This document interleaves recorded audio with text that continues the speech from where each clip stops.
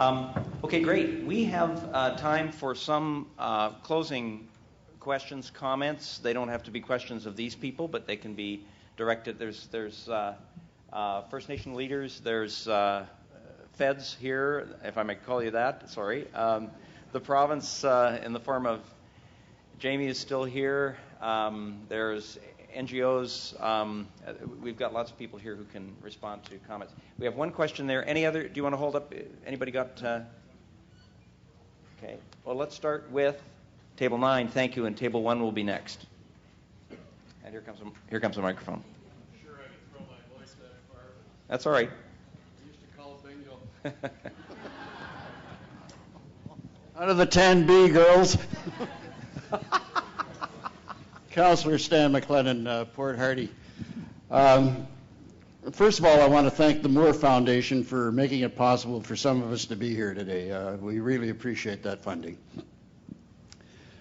Al Huddleston, who spoke this morning about local governments, got together with 4 regional districts, and they pointed out some of their concerns.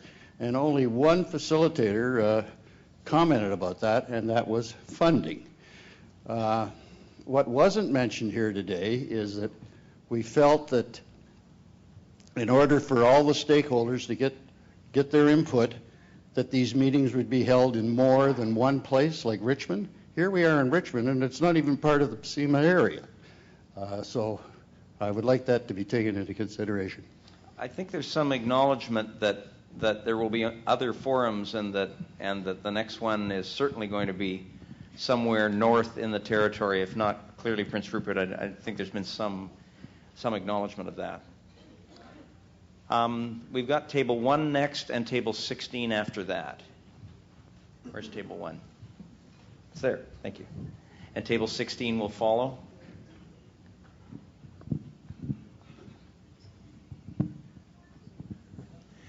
Yeah, hi, Charles Menzies. I just wanted to comment on one thing that was brought up and seemed to echo through a lot of the different presentations of the discussions. The notion of balance and everyone at the table, and there was some mention earlier this morning about the issue of consensus, and there wasn't necessarily a consensus process. And I do think, to be realistic, because I've watched a number of other planning processes go through, and I think it's important to recognize that we probably will arrive at the end with a situation where some organizations, groups, power sources will be out and others will be in. And so I think it's a good kind of liberal-minded ideology to talk about everyone being at the table and everyone being equal, but there's an underlying power reality that some people have more political and economic power than others. And so if we're really truly going to be at the table on an equitable basis, then there has to be things done to handicap those political and economic organizations with a lot of power, and those such as First Nations communities, local communities, direct community-based resource users have an absence of power. So we need to be able to redress that kind of imbalance. And even though the ideology of everyone's at the table and it's nice, is appealing, it's not the reality, and it will lead to problems with the process. The other thing I just commented is pick up on some of the things the regional government people have mentioned. It seems very effective and more appropriate to think of these in different regional subgroupings, even though I know there's the overarching federal legislation that talks about this region. But even from an ecosystem-based management approach, it's more appropriate to talk about some of the areas from the perspective of First Nations communities and traditional territories as being, in a sense, more integrally speaking, the core unit of both ecosystem and social organization. So those 2 points I'd like to leave on the floor for people to think about. Good, and to think about for tomorrow, because the specific question of how you, and it's not just a question of money, how do you enable different constituencies with significant power disproportions to participate not only jointly, but equally in some sense, whatever that means. And what is equality going to be? I mean, you have to define all these things. We have a question to record down there. Table 16 is next, and then Table 26. Table 16, and then Table 26. Yeah, well, this is more an observation than anything else, but I see we've got the feds and the provincial authorities in the same room, and it might be a good opportunity to close the doors and lock them up for a while and see who's going to take responsibility for the messes around the fish farms. I mean, rather than spend time prosecuting somebody for dumping a cup of milk off the dock, then the federal government doesn't seem to want to enforce pollution standards under the Fisheries Act when it comes to fish farms, and the province has said they're going to turn it back to DFO. Maybe that would be a good outcome of this forum, to see who's going to take responsibility for it from the two departments.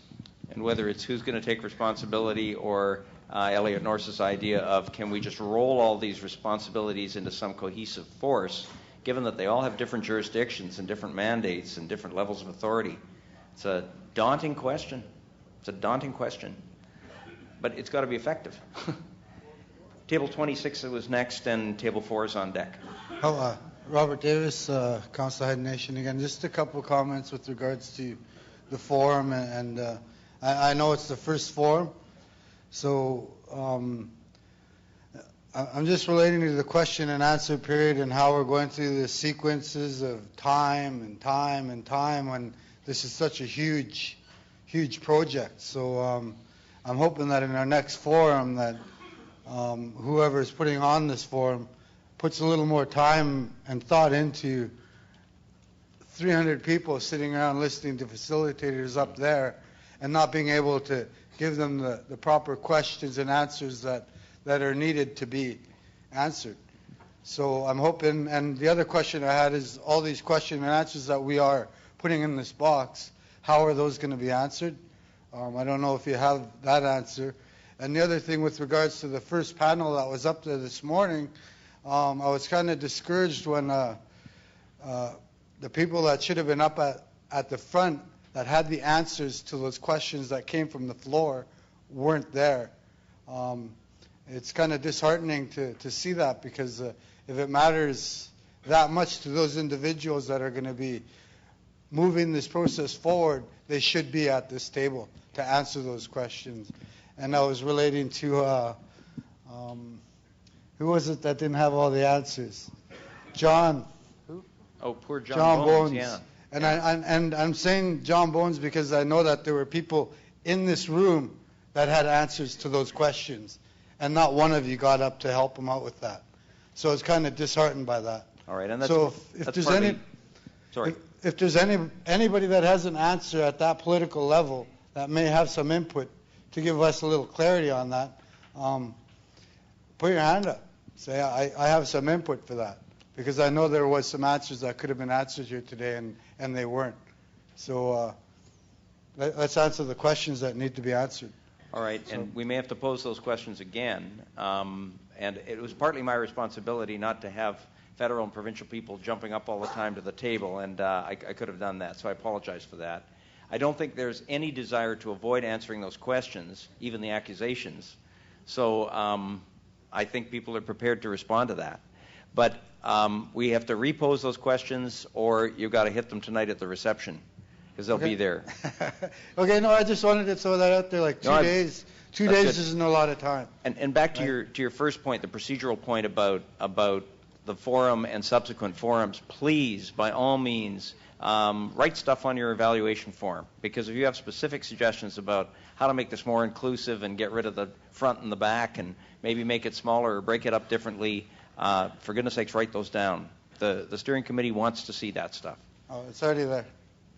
I already wrote them down. So. Okay. Thank you. Great.